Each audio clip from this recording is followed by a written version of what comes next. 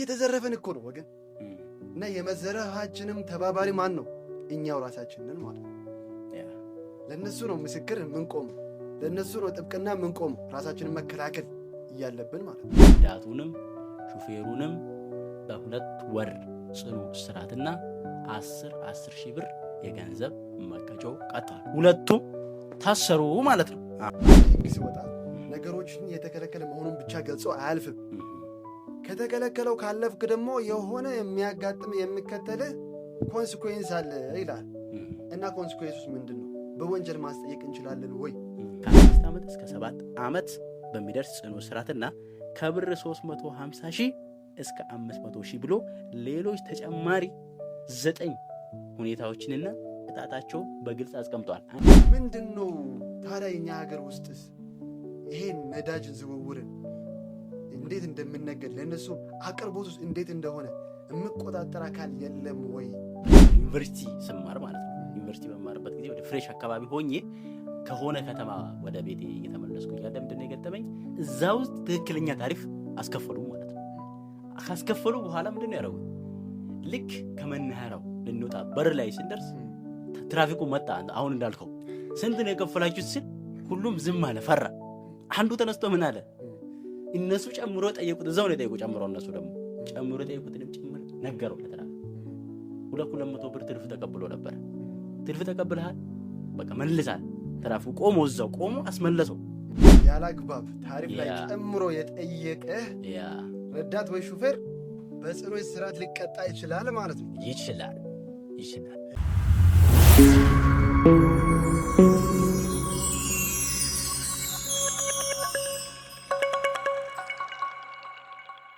ሰላም ጤና ይስጥልን ውድ ቤተሰቦች እንደምን ሰንብታችኋል? ዛሬ የምናየው ጉዳይ የዓለምን ጂኦፖለቲክስን በተመለከተ የነዳጅ ዝውውር ላይ ችግር እንዳጋጠመ ከሱ ጋርም ተያይዞ የኛ ሀገር ላይ የነዳጅ ዋጋ ጭማሪዎች፣ የኑሮ ውድነት ብዙ ነገር የተመለከተን ነው ያለ ነው እና ከሱ ጋር ተያይዞ ፓብሊክ ትራንስፖርት ውስጥ እየተጓዛችሁ ያላችሁበት ሁኔታ ላይ አንድ ሹፌር ወይ ደግሞ ረዳት ከተቀመጠላችሁ የዋጋ ታሪፍ በላይ ቢጠይቋችሁ በወንጀል ማስጠየቅ እንችላለን ወይ?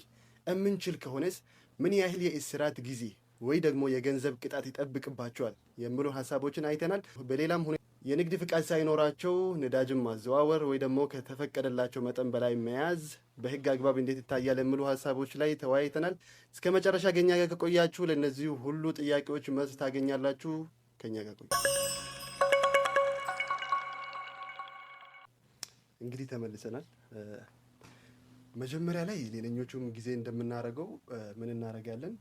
ትክክለኛ የግለሰብ ታሪክን አንስተን በፍርድ ቤት በኩል ምን አይነት ሁኔታ በምን አይነት ደረጃ ነው እልባት ያገኙ የሚሉ ጉዳዮችም ስለምናነሳ እስኪ መጀመሪያ ላይ የአንድ የግለሰብ ታሪኮችን አንሳልንና ወደ ጉዳያችን እንገባለን ማለት ነው።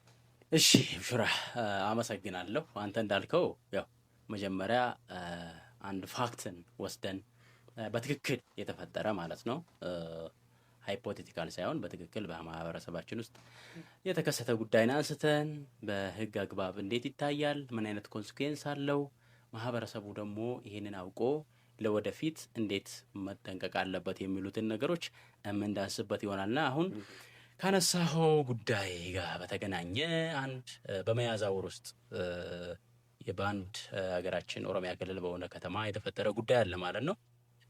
በቀን 28/8/2018 ማለት ነው ከጠዋቱ 4 ሰዓት እንግዲህ ቦታውን ስፔሲፊካሊ መጥቀስ ግዴታ አይደለም። ከአንዲት የሀገራችን ከተማ ወደ ሌላኛው ከተማ አንድ ሹፌርና አንድ ረዳት ያው እንደለት ተለት ህይወታቸው በተለመደ ሁኔታ ተሳፋሪዎችን በመንግስት በተቀመጠው በትክክለኛ ታሪፍ አሳፍሮ በ550 ነበረ በመንግስት የተቀመጠው ትክክለኛው ታሪፍ። ያንን 550 ነበር ያሳፈሩት። መጀመሪያ ከቦታቸው ተነስቶ እየሄዱ እያለ ግን አንዲት ወረዳ ላይ ደርሶ 2400 ብር ጭማሪ ይቀበላሉ ማለት ነው ከተሳፋሪዎቹ። መሀል መንገድ ላይ ስለሆኑ እነዚህ ተሳፋሪዎችም ክፍያውን ይፈጽማሉ። ነገር ግን ከመድረሻው ሳይደርሱ ጥቆማ ይደርሳል ማለት ነው። በዚህ ጉዳይ ላይ ጥቆማ ደረሰ፣ ተያዙ። ጉዳዩን አቃቢ ሕግም ጉዳዩን ያዘው። ከዛ በኋላ ጉዳዩን ወደ ፍርድ ቤት ወሰደው ማለት ነው። እና እነዚህ ተሳፋሪዎች እንግዲህ የታሪፍ ጭማሪ ነው ያደረጉት። መንግስት ያስቀመጠው ትክክለኛ ታሪፍ ባለበት ሁኔታ እንደዚህ ማድረጋቸው ፍርድ ቤቱ ያየበት መንገድ አለ፣ የወሰነው ውሳኔ አለ፣ እንመጣበታለን። እና በትክክል የተፈጠረው ታሪክ ይሄ ነው ቡሹራ። ኦኬ። እና አሁን ላይ ወደ ለኔ የምትሰጠኝ አንተ ነበር። ይሄኛው ስለ ኢኮኖሚክ ሁኔታዎች የተነሳ ይመስለኛል እንደፈለግን መጨመር እንደፈለጉ ማድረግ ይቻላል። ኤቭሪቲንግ ዲማንድ እና ሰፕላይ ፍላጎት ላይ ነው ፎከስ የሚያደርገው ብሎ በማሰብ ይመስለኛል ሰዎች እንደዚህ የሚያደርጉትና እስቲ ይሄንን ያው ኦዲየንሶቻችንም እንዲረዱ ምናልባት በዚህ ስራ ላይ ተሰማርተው የሚሰሩ ሹፌሮችም ረዳቶችም ይሄን ነገር እንዲረዱት ኢኮኖሚክ ሲስተም ማለት መጀመሪያው ምንድን ነው? ስንት አይነት ኢኮኖሚክ ሲስተሞች በአለማችን ላይ አሉ? ሀገራችን ኢትዮጵያስ የምትከተለው የትኛውን ነው የሚለውን ግልጽ በሆነ ሁኔታ ልክ እንደ ስማችን ግልጽ አድርገህ ለኦዲየንሶቻችን እስቲ አቅርብ። ግልጽ የሆነ በነጽር ብለናል። መነጽር ስላለን ያው በጣም የደበዘዘ ነገር መኖር የለበትም።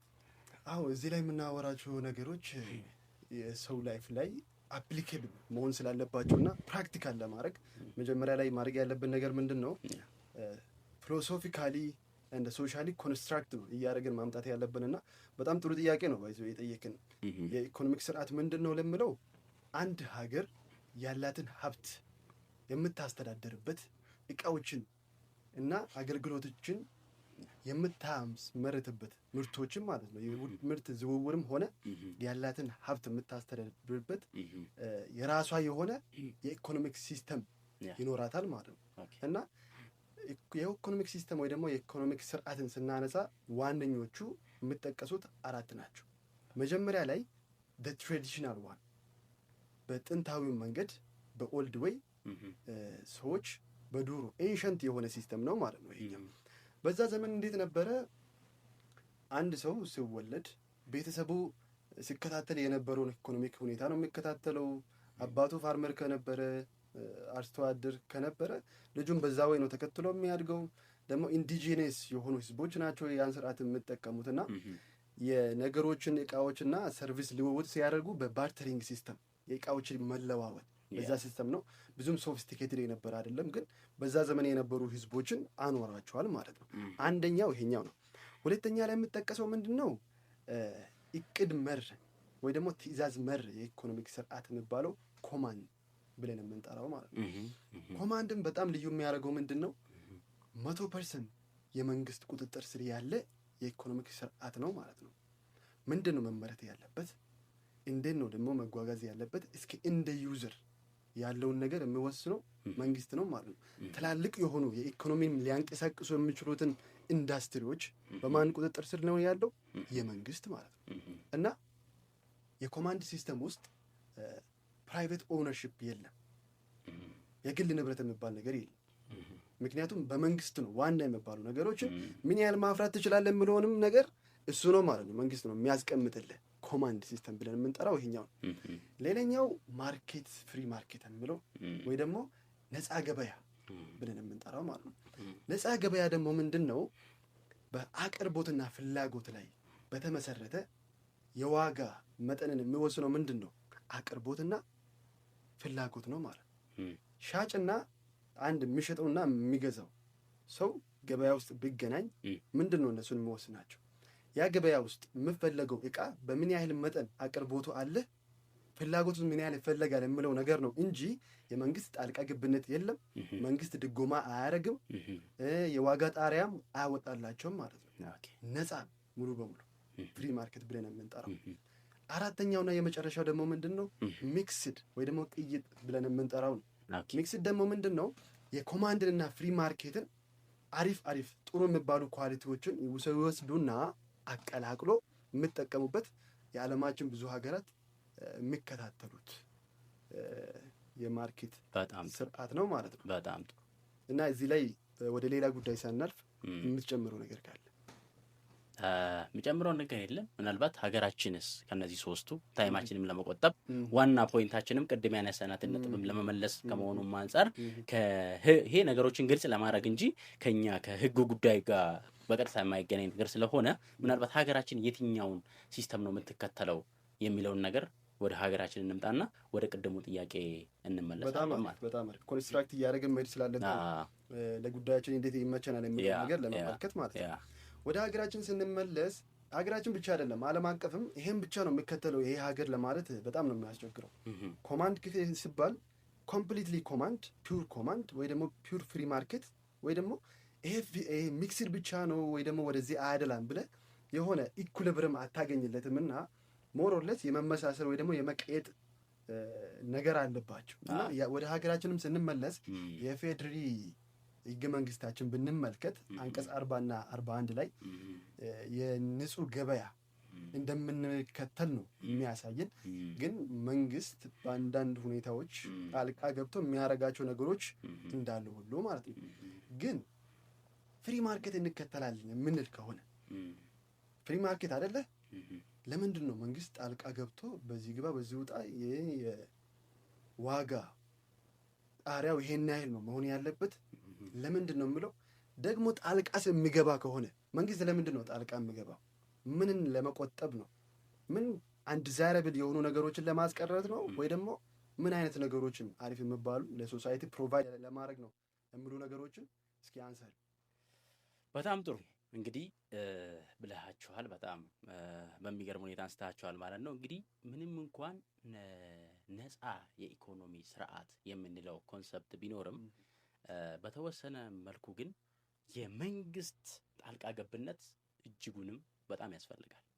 በመሰረቱ የፍሪ ማርኬት ኢኮኖሚክ ሲስተም በራሱ ለሀገርና ለኢኮኖሚ እድገት በጣም እጅግ አስፈላጊና በጣም ጥሩ መሆኑ የምንከራከርበት ጉዳይ አይደለም። ነገር ግን እነዚህ ነገሮች ደግሞ የመንግስት ጣልቃ ገብነት ካሌለበት ገበያው ብቻ 100% ራሱን ይወስን ካለን በጣም ብዙ ኮንሲኩዌንሶችን ሊያመጣ ይችላል እና በዋነኛነት አሁን እዚህ ጋር ምናልባት አንዳንድ ነጥቦችን ማንሳት እንችላለን። መንግስት ለምንድን ነው በእነዚህ ጉዳዮች ላይ ጣልቃ ሊገባ የሚችለው የሚሉትን ነገሮችን ዲስከስ በምናደርግበት ጊዜ 4-5 ነጥቦችን ማንሳት እንችላለን ማለት ነው። የመጀመሪያው ነጥብ መሰረታዊ የሚባሉ ሸቀጦችና አገልግሎቶች መንግስት ለማቅረብና እንዲሁም ደግሞ ኮንትሮል ለማድረግ ነው። ምክንያቱም እንግዲህ ቤዚክ ኒድስ የምንላቸው ማለት ነው ቤዚክ ጉድስ ኤንድ ሰርቪስስ የምንላቸው አሉ ማለት ነው። እነዚህ ማለት ነው ለሰው ልጅ መኖር ለህይወት መቀጠል በጣም አስፈላጊ የሆኑ ነገሮች ማለት ነው። እነዛ ነገሮች ኮንትሮል ካልተደረጉ ሰፊ ማህበረሰብ ህይወቱን ማስቀጠል አይችልም። ስለዚህ መንግስት ኮንትሮል ማድረጉ ያስፈለገው አንደኛና ዋናው ምክንያት ለዚህ ነው ማለት ነው። እና ቤዚክ ጉድስ በራሱ ምንድነው? ጉድስ ኤንድ ሰርቪስ እንላቸው ምንድነው? ለምንድነው የመንግስት ጣልቃ ገብነት በዚህ ጉዳይ ላይ በጣም እጅጉን ያስፈለገ ብለን ብናነሳ ደግሞ እንዳልኩ በቤዚክ ጉድስ ኤንድ ሰርቪስስ የምንላቸው እንግዲህ እንደ ምግብ ያሉ፣ እንደ ውሃ ያሉ፣ እንደ ጤና፣ እንደ ትምህርት፣ እንደ በጣም ለመኖር ሌላ ነገር ለማድረግ አይደለም። የራስ ኢኮኖሚ ለመገንባት የራስን ስራ ለመስራት ኤቭሪቲንግ ያ አይደለም። የዛሬዋን ቀን ለማየት ራሱ ሌላው የሚሰራውን ነገር ራሱ ቁጭ ብለህ ለማየት ማግኘት ያለብህ ነገሮች ናቸው። መሰረታዊ የሚባሉ ነገሮች ናቸው። እነሱን ኮንትሮል ካልተደረጉ ዋጋቸው ኮንትሮል ካልተደረገ በጣም ከባድ ነው። ምክንያቱም እነዚህ ለየት የሚያደርጋቸው ምንድነው? አንደኛ ዲማንድ ኢላስቲክ ናቸው ባይነቸር። ይሄ ማለት ምንድነው? ምንም እንኳን የተጠቃሚው ገቢ ቢቀንስም ወይም ደግሞ ያ የሚጠቀመው ነገር አገልግሎትም ሊሆን ይችላል ሸቀጥ ዋጋው ቢጨምርም የተገልጋዩ የኮንሱመሩ ፍላጎት በዚህ ጉዳይ ላይ ግን ሊቀንስ አይችልም። ምክንያቱም ሊኖር ስለማይችል ከዚህ ነገሮች ውጪ መኖርና ሰርቫይቭ ማድረግ የነገውን ቀን ማየት ስለማይችል ማለት የመኖርና ያለ መኖር ጉዳይ አንዱ ለየት የሚያደርገው ይሄ ነው ዲማንድ ኢላስቲክ የምንለው ማለት ነው። ሌላው ደግሞ እነዚህ ነገሮች ባይ ኔቸር ምንድነው ገቢ እንደፈለገ ቢጨምር ግን የነዚህ ነገሮች ላይ ያለ ፍላጎት ግን በከፍተኛ ሁኔታ አይጨምርም። ምን ማለት ነው? ይሄ ደግሞ እነዚህ ቤዚክ የሚባሉት ጉድስ ኤንድ ሰርቪሶች አሁን ለምሳሌ አንተ ገቢ ከፍ ሲል በቀን አንዴ የምትበላ ከሆነ በፊት ገቢ ትንሽ ሲጨምር 2 ሲጨምር 3 በጣም ሚሊዮነር ቢሊዮነር ስትሆን ግን በቀን 20 ጊዜ ልትበላ ትችላለህ እንዴ? አትችልም። ገቢ በጣም በከፍተኛ ሁኔታ ሲጨምር የነዚህ ፍላጎት ግን በጣም በከፍተኛ ሁኔታ የሚጨምር ሳይሆን ገብቶሃል አይደለ? ብቻ ቤዚክ የሆኑትን ነገሮች ግን ለማየት በጣም አስፈላጊና ወሳኝ የሆነ ነገር ስለሆነ መንግስት እነዚህን ቤዚክ የሆኑ ነገሮችን ጉድስ ኤንድ ሰርቪሶችን ምን ያደርጋል ማለት ነው? ኮንትሮል ያደርጋል ማለት ነው። ሶ ለዚህ ምን ያደርጋል? የፍሪ ማርኬት ወይም ደግሞ ነፃ ገበያው በተወሰነ መልኩ ይቆጣጠረዋል፣ በተወሰነ መልኩ ሬጉሌት ያደርገዋል ማለት ነው። ሌላኛው ኮንትሮል የሚያደርግበት ምክንያት የሰው ሰራሽ እጥረት የሚባል ነገር አለ። የሰው ሰራሽ እጥረት እንዳይከሰት በገበያው ላይ ያው ብዙ ጊዜ በሀገራችንም የሚያስቸግረን ጉዳይ ይሄ ነው። ባይዘው ሰው ሰራሽ እጥረት ማለት ምንድነው? የሆነ ፕሮዳክት እያለ የሚቀርብ እያለ ነጋዴዎች ግን ሆነ ብሎ የዛ ፕሮዳክት ፕራይስ እንዲጨምር because they know it is basic needs ሰው ኮንሱም ማድረጉን አያቆምም። ስለዚህ የተወሰነ ያጠፉና ይደብቁና ዋጋው እንዲጨምር ያደርጋሉ ማለት ነው። ስለዚህ ይሄንን መንግስት ኮንትሮል ካላደረገ ሬጉሌት ካላደረገ ችግር ነው ማለት ነው። ሌላው ደግሞ ሌሎች ሰዎችን ደህንነት ራሱ ለመጠበቅ ለምሳሌ ፍሪ ማርኬት ነው ብለናል። ኮምፒቲሽን ነው። ሁሉም ለማድረግ ነው የሚፈልገው። ፋብሪካ ይገነባል፣ የተለያዩ ነገሮችን ይገነባል። ገብቶሃል አይደለ? ከፕሮፊት አንጻር ነው የሚያስበው። ቢዝነስ ማይንድ ሴት ነው እና ከፋብሪካዎቹ የሚወጡ ኬሚካሎች አንዳንድ ነገሮች ማህበረሰቡን እንዳይበክሉ አንዳንድ ማድረግ ያለባቸው ባለቤቱ ባለንብረቱ አለ። ያንን ግን ወጪ ለመቆጠብ ስል ፕሮፊቷን ለማግኘት ስል አያደርግም። ምን ባይደረግ መንግስት ገብቶ ባያስገድድ የሆነ ነገር ሬጉሌት ባይደረግ ይሄ ነገር በጣም ከባድ ነው።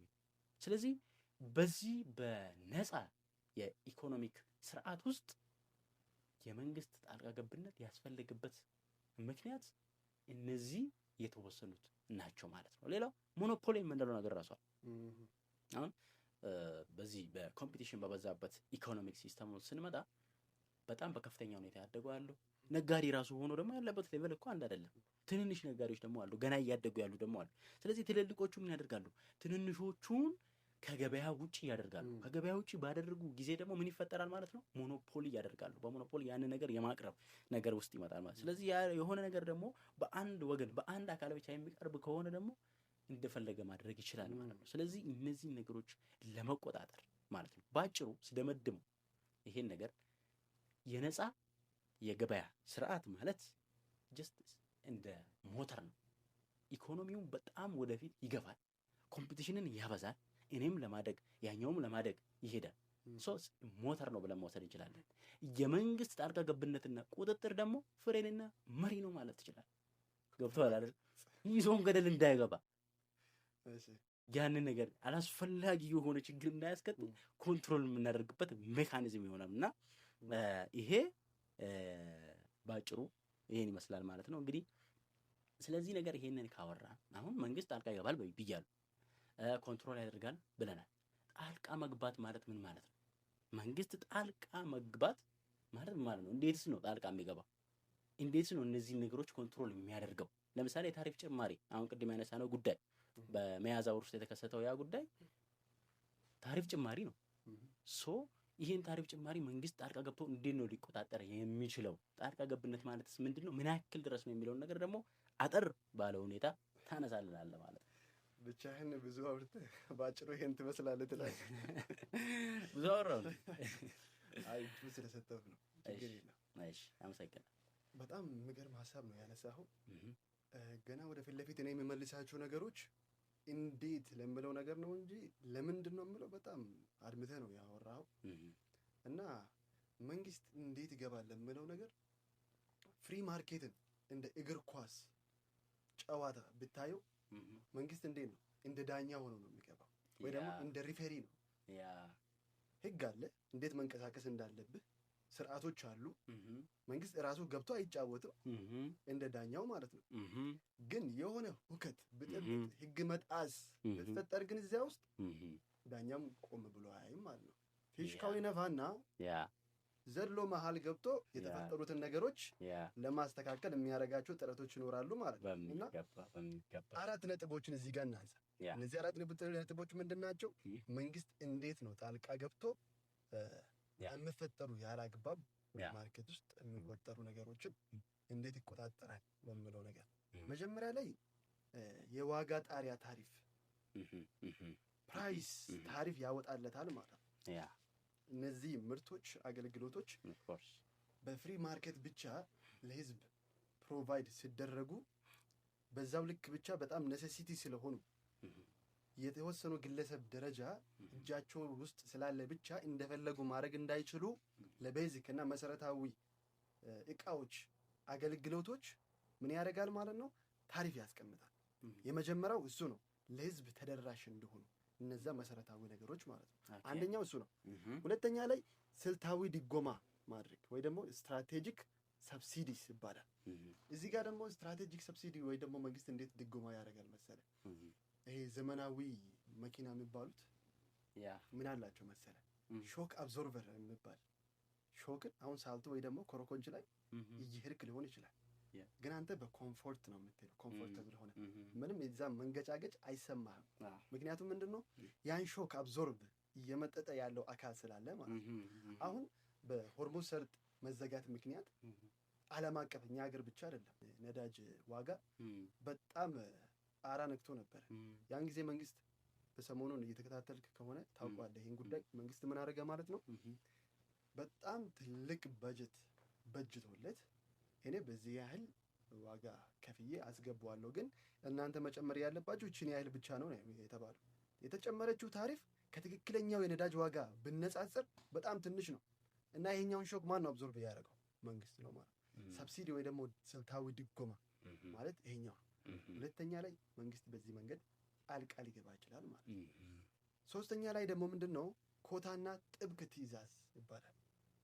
ሀገር ውስጥ የሚገቡ ነገሮች መጠናቸው ምን ያህል ነው፣ በምን መንገድ ነው መግባት ያለባቸው፣ ደግሞ ትዕዛዝም በዛ ላይ ትዕዛዝ ሲባል እንግዲህ ወደኛ ወደ ህጎችን ማውጣት ሊሆን ይችላል። እንግዲህ ትዕዛዝ እዛ ላይ ይቀመጣል። ሶስተኛውና ዋነኛው መንግስት የሚገባበት መንገድ ይሄኛው ነው ማለት ነው። አራተኛና መጨረሻ ደግሞ ምንድነው የኮንትሮባንድ ይሄ ኮንትሮባንዶች የተለያዩ በኮንትሮባንድ ሰው እቃ ሲያስገባ ለምንድን ነው በዝቅተኛ ዋጋ የሚሸጠው? ታክስ አልከፈለበት፣ ብዙ ወጪ ስላላወጣበት ያዋጣዋል ማለት ነው። እነዚህም መንገዶችን ብዘጋጀው ለፍሪ ማርኬቱ ምን ታደርጋለህ? ከለላ ታደርገዋለህ ማለት ነው። ያን ጊዜ በጣልቃ ግብነት ነው የሰዎችን ኢንተረስት እንትን የምታደርገው። እና ሌላ ሞኖፖሊ፣ ቅድም ያልከው አንተም አንስተዋል ይሄን ነገር የሞኖፖሊ ቁጥጥር ማድረግ። አንዳንድ ካርቴሎች ወይ ደግሞ ትላልቅ ድርጅትን የሚመሩ አካላት ምን ሊያደርጉ ይችላሉ ብለሃል? የሰው ሰራሽ እጥረትን ማን ሜድ ሾርቴጅ ሊፈጥሩ ይችላሉ። እንዴት ነው? በቅርብ ጊዜ ይሄኛው እቃ ዋጋው ይጨምራል የማለት ጆሮአቸውን ከነካ ምን ያደርጋሉ? የለም ነው የሚባለው። እያለ ራሱ የለም ይላል። እና የእኛን ህግ ደግሞ በዛ ጋር መውሰድ ትችላል። በትዕዛዝ ነው ህጎችን በማውጣት ነው መንገድ ምንድን ነው መንግስት ጣልቃ የምገባው ብያለሁ አይደለ? ለምሳሌ የንግድ ውድድርና የሸማቾች ጥበቃ አዋጅን መውሰድ እንችላለን። 813 2013 ማለት ነው። ኦኬ፣ እስቲ ስለሱ መውሰድ እንችላለን። ምን ይላል? እሱን እንዴት ያስቀምጣል መሰለ? ስሙ ራሱ እንደሚያመላክተው እና ወደ ጉዳያችንም እንመጣለን ማለት ነው። በዛ በኩል ምን ያደርጋል? ለሸማቾች ጥበቃ ያደርጋል። እንዴት ነው መነገድ ያለብህ፣ የትኞቹን መንገዶች ነው መጣስ የሌለብህ የሚሉ ነገሮችን በግልጽ ያስቀምጣቸዋል ማለት ነው። እና መጀመሪያ ላይ ቤዚክ ጉድ አንስተናል። ቤዚክ ጉድ ምንድን ነው? እንዴት ነው መንግስትስ ለዚህ መሰረታዊ እቃ ወይ ደግሞ አገልግሎቶች ከሌላ የሚያደርገው ብለናል። እና መጀመሪያ ላይ ራሱ የዚህ አዋጅ አስፈላጊነት ምንድን ነው? ለዚህ መሰረታዊ ለሰው ልጅ ዕለት ተዕለት ኑሮ አስፈላጊ የሆኑት ሰርቫይቭ ለማድረግ የሚያግዙት ነገሮች ለነሱ ከለላ ለመስጠት ነው መጀመሪያ ላይ ራሱ የወጣው ማለት ነው። እና የዚህ አዋጅ አንቀጽ 25 ባነብልህ ምን ይላል? አስፈላጊ ሆኖ ሲገኝ ሚኒስትሩ የዋጋ ቁጥጥር ሊደረግባቸው የሚገቡ መሰረታዊ የንግድ ዕቃዎችና አገልግሎቶች ላይ ያደረገውን ጥናት ለሚኒስትሮች ምክር ቤት አቅርቦ በማስፈቀድ ዝርዝራቸውን ዋጋዎቹን በህዝብ ማስታወቂያ ሊያወጣ ይችላል ማለት ነው። ምን ያደርጋል? የትኛው ነው ቤዚክ ጉድ፣ የትኛው ነው መሰረታዊ ዕቃና አገልግሎቶች የሚለው ነገር ይለይና ለህዝብ በዚህን መሰረት አድርጋችሁ ነው የምትንቀሳቀሱት፣ ታሪፉ ይህን ያህል ነው የሚሉ ነገሮችን ያወጣል ማለት ነው። እሺ ይሄንስ መተላለፍ ይቻላል ወይ? መልሱ እዚሁ ጋር ምን ይላል? ዋጋው በመንግስት ተወስኖ በህዝብ ማስታወቂያ የተገለጸ መሰረታዊ የንግድ ዕቃ ወይም አገልግሎት ከተወሰነው ዋጋ በላይ መሸጥ ወይም ለመሸጥ መሞከር የተከለከለ ነው ይላል። በግልጽ በይፋ መንግስት ያወጣለትን ታሪፍ ተላልፎ የተገኘው የተከለከለው ምንድን ነው ኮንሲኩዌንሱ የሚለውን ነገርም ወደ ማየት እንመጣለን ማለት ነው። እዚህ ላይ ከተከለከሉት ድርጊቶች ውስጥ አንዱ ደግሞ ምን መሰለ?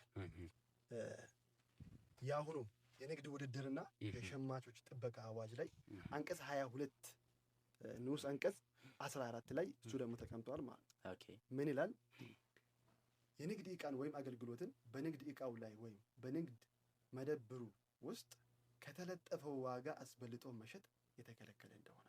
አሁን በታክሲ ወይ ደግሞ በባሶች ትንቀሳቀሳለህ አንተም አይደለ?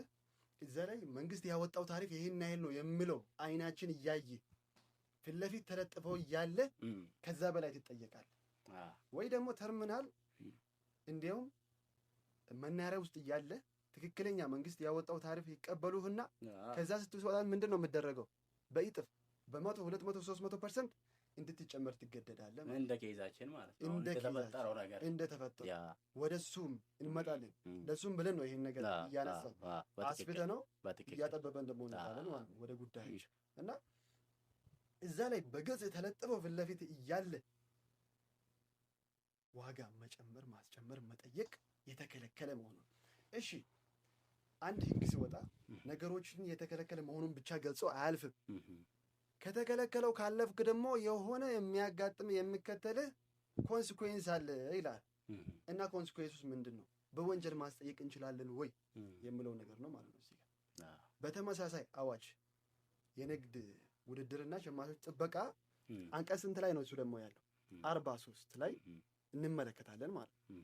እሱንም አነብልሃለሁ ምክንያቱም የኛ ኦዲየንሶችም የኛ ቤተሰብ ይሄን ነገር ልብ እንድሉ ስለሚፈልግ እነዚህ ጉዳዮችን ማነሳቸው። እሺ አሁን ያነበብኩልህ ያነሳውልህ ሐሳቦችን ይሄንን አዋጅ ድንጋጌዎች ወይም ደግሞ መመሪያዎችን ለማስፈጸም የወጡ ደንብ የህዝብ ማስታወቂያ የተላለፉ ነጋዴም ሆነ ወይም ነጋዴ ያልሆነ ሰው ተላልፎ ከተገኘ ከ5,000 እስከ 50,000 የብር የገንዘብ ቅጣትና በቀላል እስራት ይቀጣል ይላል። ምንድነው እንደ ቀላሉ ያየን ያለነው ጉዳይ መብታችንም የማይመስልን ነገር ሊያሳስራቸው የሚችል ነገር ነው። እነሱም በማወቅም ባለማወቅም ወይ ደግሞ በቸልተኝነትም ሊሆን ይችላል ይሄን ነገር እያደረጉ ያሉት። ቢያውቁት ላያደርጉት ይችላሉ ብዬ አስባለሁ። ምክንያቱም ኮንሲኩዌንሱ ቀላል አይደለም እና ይሄን ነገር መገንዘብ አለብን። ወንጀል ነው ማለት ነው። የትኛውም ታሪፍ በመንግስት በይፋ ወጥቶ ለህዝብ ይፋ እስከተደረገ ድረስ ተላልፈ ከተገኘ የራሱ የሆነ ቅጣት ይኖራል፣ ወንጀልም ጭምር እና እንጠይቃቸዋለን። ለምንድን ነው ዋጋ የምትጨምሩት? ለምንድን ነው የታሪፍ ጭማሪው ብለን ስንጠይቃቸው በየቀኑ የሚነግሩን የሚያነሱት ምክንያት ምንድን ነው? ነዳጅ ጨመረ። እኛስ ምን እናደርግ? በጭፍጨ እየገዛን ነው። እኛ ስንሞት ወይስ እናቁም የሚለውን ሀሳቦችን ያነሳሉና ምንድን ነው ታዲያ የኛ ሀገር ውስጥስ ይሄ ነዳጅ ዝውውርን እንዴት እንደምነገድ ለእነሱ አቅርቦት ውስጥ እንዴት እንደሆነ የምቆጣጠር አካል የለም ወይስ ደግሞ ቅድም እንዳነሳ ነው እንደ ነፃ ገበያ ለአቅርቦትና ፍላጎት ብቻ ለተተወው ነገር ነው? በህግ አግባብስ እንዴት ይታያል? መንግስት ጣልቃ የሚገባ ከሆነ በየትኛው መንገድ ነው የሚገባውን ነገር እስኪ ሀሳብ አንሳ። በጣም ጥሩ ትክክል ነው። አሁን በተለያየ ቦታ ታሪፍ ጭማሪ ይመጣል። እነሱም ጀስቲፋይ ያደርጋሉ። ሹፌሮቹም፣ ረዳቶቹም፣ ትራንስፖርት ኤሪያ ላይ ያሉ ሰዎችም ነዳጅ እየጨመረ ነው፣ እኛስ ምን እናድርግ፣ ለትርፍ ነው እየተንቀሳቀስን ያለ ነው፣ እየደከምን ነው እዚህ ጋር ይላሉ። ያንን ጀስቲፋይ ያደርጋሉ። ሶ ነዳጅ ስለ ነዳጅ ደግሞ ትንሽ እናወራለን ማለት ነው። ትንሽ ያጠር አድርገን ስለ ነዳጅ እና ህጉ እንዴት ኮንትሮል ያደርጋል፣ የኢትዮጵያ ህግ ደግሞ ነዳጅን የሚቆጣጠር ህግ አለ የሚለውን አይተን ህጉንም እንጠቅሳለን ማለት ነው። በመጀመሪያ ደረጃ መታወቅ ያለበት ተመልካቾቻችን ማወቅ ያለባቸው ነዳጅን ከሌሎች ምርቶች ለይቶ ማየት በጣም እጅግ በጣም አስፈላጊ ነው። ከሌሎች ምርቶች በጣም ለይቶ መታየት ያለበት ጉዳይ ምንድነው? ለምን ካልን ብዙ ምክንያቶች አሉ። 3 ምክንያቶችን አነሳልሃለሁ በዋነኝነት ማለት ነው። ጥንቃቄ ይፈልጋል ነዳጅ በመሰረቱ ማለት ነው። አንደኛ የብክለት ስጋት የሚባል ነገር አለ። ይሄ ሪስክ ኦፍ ኮንታሚኔሽን ይሉታል። ይሄ ማለት ምን ማለት ነው? ነዳጅ ባይኔቸር የነዳጅ ወይም ናፍጣዎች የተጣራ ነዳጅ እነዚህ ባይኔቸር ምን አይነት ባህሪ ያላቸው መሰለ? ይሄ የሌላ ምርት ተረፈ ምርት የሌላ ምርቶች ለምሳሌ አንድ የውሃ ሊሆን ይችላል። ውሃ ከተቀላቀለበት ወይም ደግሞ የምግብ ዘይት ከተቀላቀለበት ትንሽም ቢሆን በሱ ላይ ከተጨመረች ያ ነገር አገልግሎት ሙሉ በሙሉ አገልግሎት መስጠት አይችልም። ስለዚህ በምን እንዴት ተጭኖ መንቀሳቀስ አለበት የሚለውን ራሱ በግልጽ ያስቀምጣል ማለት ነው አዋጅ። ይሄንን በተመለከተ ምናልባት እዚህ ላይ ላንብበላቸው ህጉ አንቀጹን በስልኬ ላይ አነብላችኋለሁ ማለት ነው ለኦዲየንሶቻችን። ይሄንን ለመቆጣጠር የወጣው የነዳጅ ግብይትን ለመቆጣጠር የወጣው አዋጅ ቁጥር 1363 2017 አንቀጽ 8 ላይ ያስቀመጠው ነገር አለ ማለት ነው። አሁን ያልኩ የብክለት ስጋት ወይም ደግሞ ከሌሎች ምርት ጋር መቀላቀሉ ይሄን ያክል ኮንሲኩዌንስ ያመጣል። ያንን ነዳጅ ሙሉ በሙሉ ስንት ሊትርም ይሁን ያንን ሙሉ በሙሉ ከጥቅም ውጭ ያደርገዋል። ይሄ ማለት ደግሞ ለነጋዴውም ለህብረተሰቡም በጣም ትልቅ ክሳራ ስለሚሆን ህጋችን ደግሞ ይሄ ነገር እንዳይፈጠር ምን አስቀምጧል ማለት ነው። ንዑስ አንቀጽ 2 ላይ አንቀጽ 8 ንዑስ አንቀጽ 2 ላይ ምንድነው ያለው? ከነዳጅ ውጤቶች በስተቀር ነው የሚለው በማጓጓዣ ሌሎች ማናቸውንም ጭነቶች አለማጓጓዝ እንደ አንድ ግዴታ ማለት ነው። ለማን አጓጓዥ ግዴታዎች ማለት ነው። ነዳጁ ከአንድ ቦታ ወደ ሌላ ቦታ ሲጓጓዝ ጥንቃቄ መደረግ መቻል አለበት ማለት ነው። ስለዚህ አንዱ ሪስክ እና ትኩረት የሚፈልግበት ምክንያት ይሄ ነው ማለት ነው። ሁለተኛ ደግሞ ከፍተኛ የቃጠሎና የፍንዳታ አደጋንም ስለሚያስከትል ነው። አሁን በቅርቡም ሰምተናል፣ ሚዲያ ላይ ከቨሬጅ ነበረው። ወደ ሀረርጌ አካባቢ አንድ ቦቴ እሳት ተነስቶበት ህብረተሰቡ ነው ተረባርቦ ያዳ ነው ማለት ነው። እና በትንሽ ነገር እንትን ለማለት ስላላቸው ማለት ሌላ አካባቢና ተፈጥሮ ጥበቃ ለማድረግ ነው። ለምሳሌ ነዳጅ እንግዲህ ከመርከብ ተነስቶ ከዛ በኋላ በመኪና ይጓጓዛል አይደል? ለምሳሌ እና መርከብ አሁን ለምሳሌ አንድ መርከብ ያንን ተሸክሞ እየሄደ አደጋ ቢደርስበት ባህሩ ምን ያክል ሊጎዳ እንደሚችል አስቡ። ይበክለዋል ማለት ነው። እና እነዚያን ነገሮች ስላሉ በዛ ነገሮች ላይ ራሱ ምን አይነት ጥንቃቄዎች መደረግ አለባቸው የሚለውን እያንዳንዱ ነገር ተቀምጧል ማለት ነው። ዋጋ ጭማሪ ጋር ተገናኝቶ ያሉ ኤቭሪቲንጎች ተቀምጧል። ግን እኔ ወደ ዋነኛው ፖይንት ልምጣለን። አሁን ወደ ተነሳ ነው ማለት ነው። እንጋ የነዳጅ ግብይት ውጤቶች አዋጅ ቁጥር 1363 ቅድም እንዳነሳውልህ የነዳጅ ውጤቶችን የግብይት ስርዓት ለመደንገግ የወጣ አዋጅ ነው። የሀገራችን አዋጅ ነው። ይህ አሁን ያነበብኩልህ አንቀጽ 8 ማለት ነው። ዋናው አንቀጽ 25 ላይ 11 የወንጀልን የሚያስከትሉና ምን አይነት ቅጣት እንደሆነ በግልጽ አስቀምጦላቸዋል። ያቺን ቶሎ አነብላቸዋለሁ። ያቺ በጣም አስፈላጊና ጥንቃቄ ማድረግ ስላለባቸው ማለት ነው። እንግዲህ ይህንን ስናወራ ለተጠቃሚውም ጭምር ነው። ህጉ የወጣው ባይዘው ሁሉንም መብት ፕሮቴክት ለማድረግ ነው። አንዱን ፕሮቴክት አድርጎ አንዱን ለመጉዳት አይደለም። ሁሉም ህዝብ ነው እየሰራም ያለ እየነገደም ያለ ለሀገሪቱ ኢኮኖሚ በጣም የሚጠቅም ነው። ስለዚህ እነዚህ ነዳጅ ላይ የተሰማሩ ሰዎች ምን አይነት ጥንቃቄ ማድረግ አለባቸው? አውቆም ሊሆን ይችላል፣ ሳያውቁም ሊሆን ይችላል፣ ገንዘብ ሸውዷቸውም ሊሆን ይችላል። አሁን ያሉበት እየሰሩ ያሉ ነገር ምን አይነት ነገር ሊያስከትልባቸው ይችላል የሚለውን በተመለከተ ምናልባት ረጅም ስለሚሆን የተወሰኑትን ብቻ አንብቤ ልተው እችላለሁ። ዋናዎቹና ወንጀሉ ምንድን ነው? ስለ ወንጀል አሁን ነዳጅን እንደዚህ ማድረግ ላስ አሁን ለምሳሌ ንዑስ አንቀጽ 1 ላይ አንቀጽ 25 ምንድን ነው የሚለው? የነዳጅ ውጤቶችን ከተፈቀደው ቦታ ውጪ ያከማቸ ሊሸጥ ከሚገባው ሰው ቦታና የግብይት ስርዓት ውጪ ሲሸጥ የተገኘ ወይም በመመሪያ በተወሰነው መሰረት አደጋ ያስከትላሉ በተባሉ መያዣዎች ሲሸጥ የተገኘ ማንኛውም ሰው የተያዘው የነዳጅ ውጤት ተወርሶ ሙሉ በሙሉ ማለት ኮንፊስኬት ይደረጋል። ተወርሶ ከ3 ዓመት እስከ 5 ዓመት በሚደርስ ጽኑ እስራትና ከብር 350 ሺህ እስከ 500 ሺህ በሚደርስ መቀጮ። ይሄ በጣም ከባድ ነው።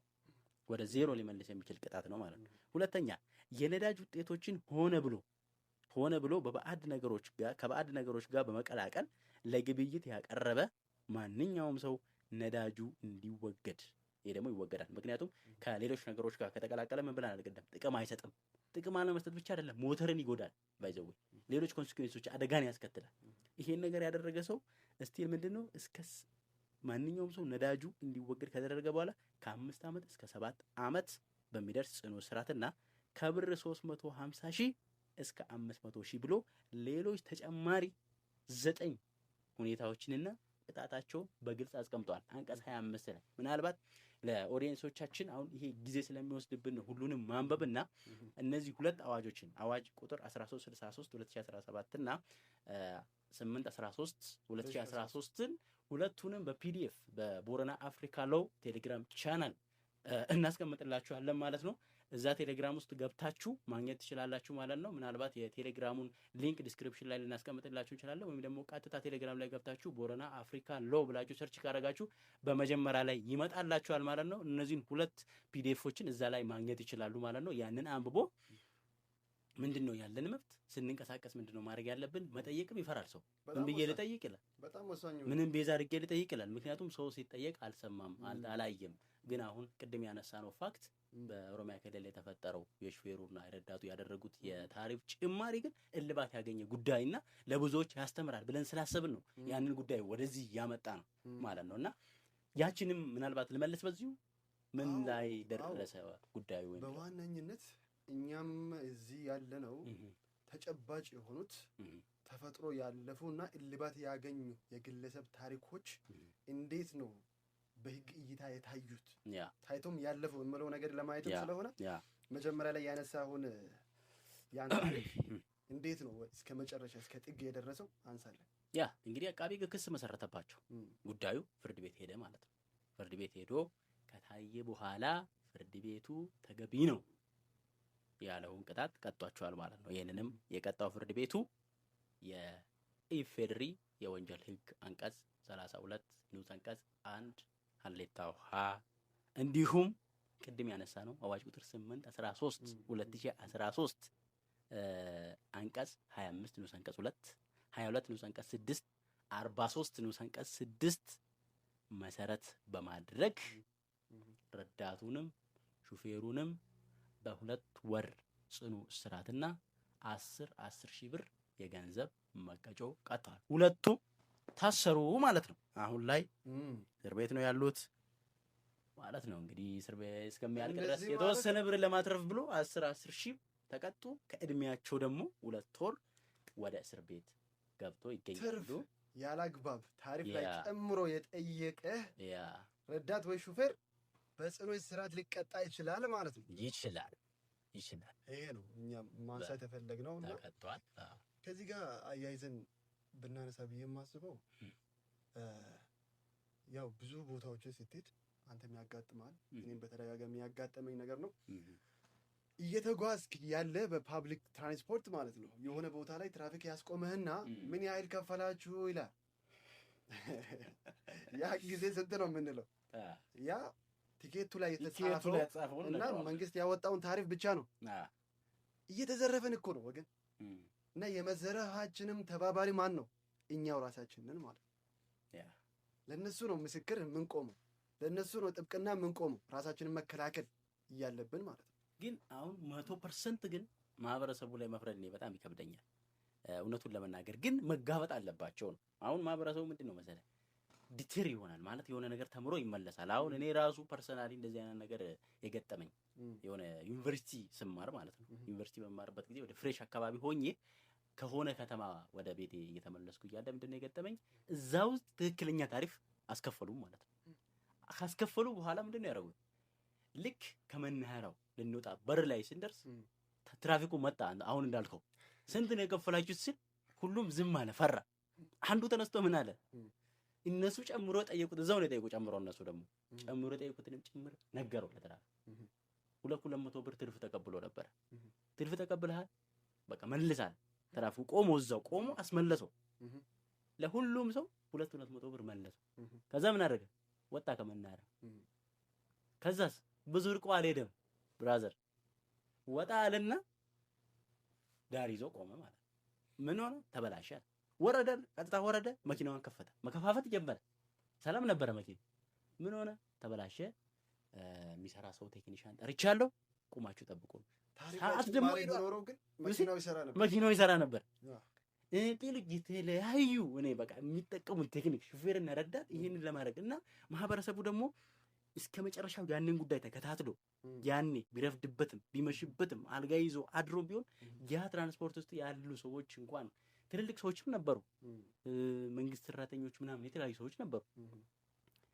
ከመቸኮላቸውና ፐርሰናል ኢሹን እንትን ከማድረግ የተነሳ ብራቸው መልሶ ወስደው ቀሪያቸው ወደ መናኸሪያ እንደገና ተጨማሪ የታክሲ ትራንስፖርት ከፍሎ ወደ መናኸሪያ ሄዶ እንደ አዲስ ደግሞ ያንኑ ጭማሪ ከፍሎ ደግሞ ወደ ቤታቸው ገቡ በሌላ መኪና።